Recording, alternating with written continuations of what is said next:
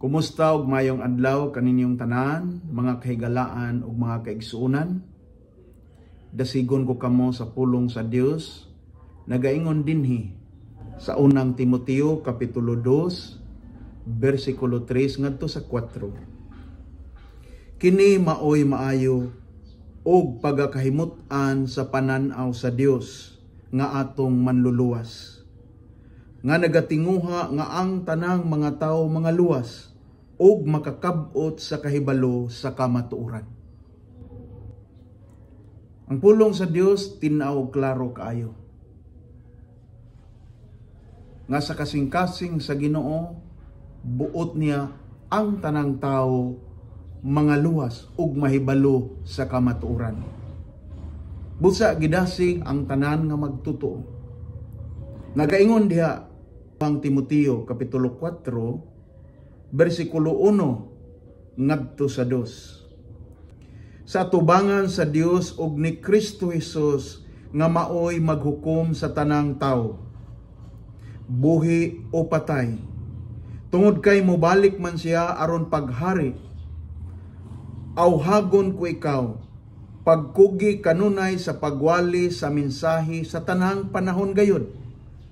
Daniha, badlunga, dasiga og tudloi uban sa pagpailob ang mga tao.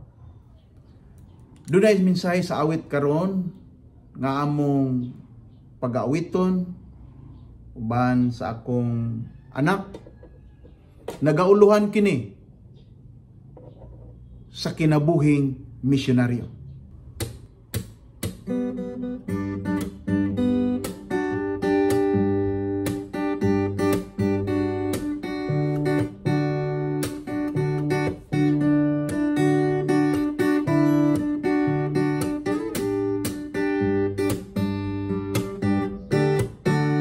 Kinabuhi nga misyonaryo, bisan asa siya muadto, aron sa pagtuman sa sugo sa Ginoo, subay-subay sa kasapaan, saka-saka sa kabukiran, latas walog sa kalasangan, hangtod ngadto sa katribuhan.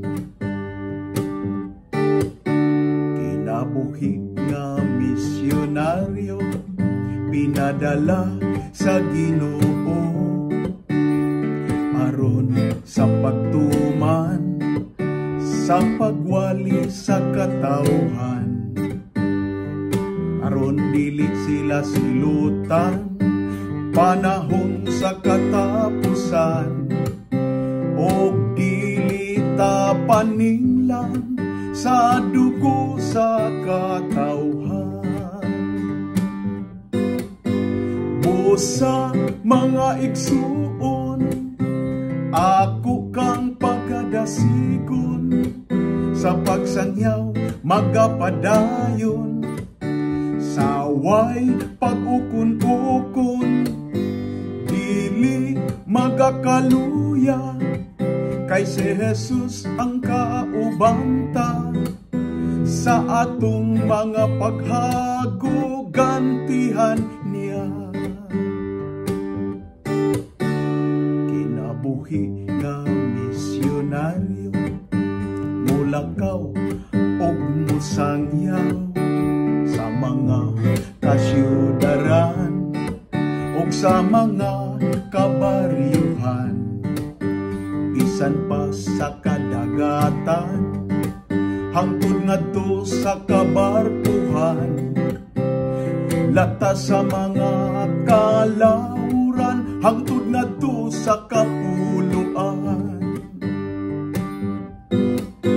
Busa mga igsuon, ako kang pagadasigon, sa pagsangyaw magapadayon, saway pag-ukon-ukon, dili magakaluya, kay si Jesus ang kaubanta, sa atong mga paghago gantihan niya.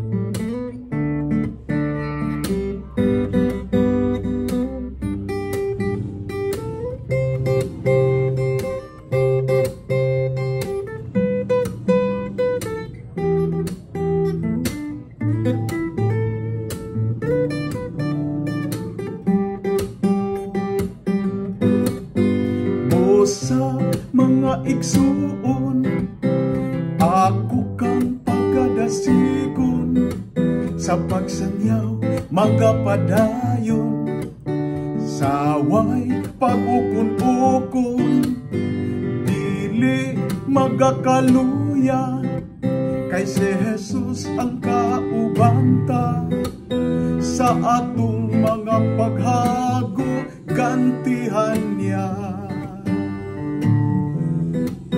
Sa atong mga paghago gantihan niya.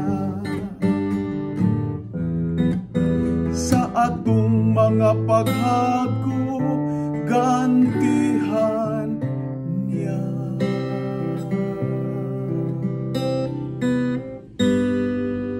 Daghang salamat og ang Ginoo magapanalangin kanatong tanan.